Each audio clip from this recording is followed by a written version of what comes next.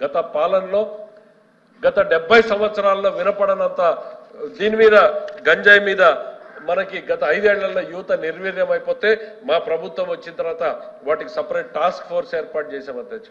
అది మా చిత్తశుద్ధి అనేటువంటిది చెప్తున్నాం అధ్యక్ష. మరి ఇంటర్ కాలేజీ విద్యార్థులకి ఉచితంగా బ్యాగులు పుస్తకాలు గత ప్రభుత్వం రద్దు చేస్తే మేము మళ్ళీ పునరుద్ధరించడం జరుగుతోంది అధ్యక్ష. పాత ఫీజు రీయింబర్స్మెంట్ విధానాన్ని తల్లిదండ్రులు మళ్ళీ అమలు చేయడం జరుగుతోంది అధ్యక్ష. మరి డైట్ ఛార్జీలు ప్రీ మెట్రిక్ పోస్ట్ మెట్రిక్ స్కాలర్షిప్లు ఇవన్నింటినీ కూడా విడుదల చేయడం జరిగింది అనేటువంటిది చెప్తున్నాం అధ్యక్ష. సుమారు 6,000 దేవాలయాలకు సంబంధించి ధూపదీప నైవేద్యాన్ని రిలీజ్ చేయడం జరిగింది.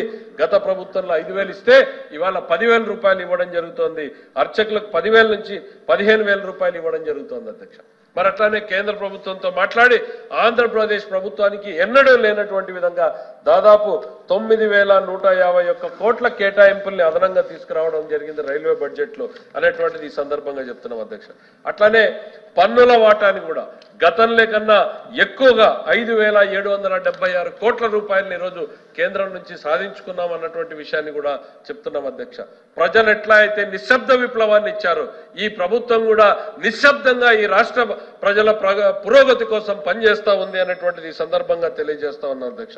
అట్లనే తెలంగాణ నుంచి 2,547 కోట్ల రూపాయలు 10 సంవత్సరాల నుంచి పెండింగ్ ఉంటే అధ్యక్ష కేవలం 4 నెలల్లో మేము కేంద్ర ప్రభుత్వ జోక్యంతో కేంద్రం నుంచి ఆ డబ్బులు మనకు వచ్చే రకంగా చేసుకున్నాం అధ్యక్ష.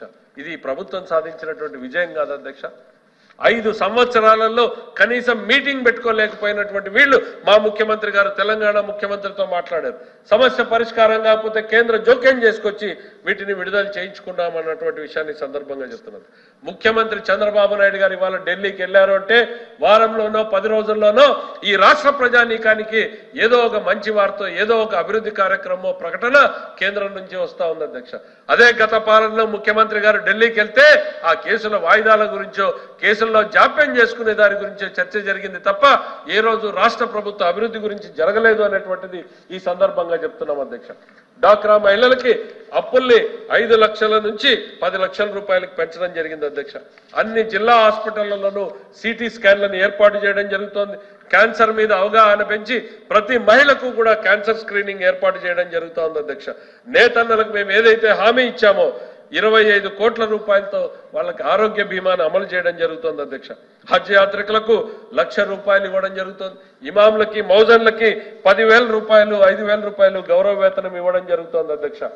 బీసీ రక్షణ చట్టానికి రూపకల్పన చేయడం జరుగుతోంది అధ్యక్ష.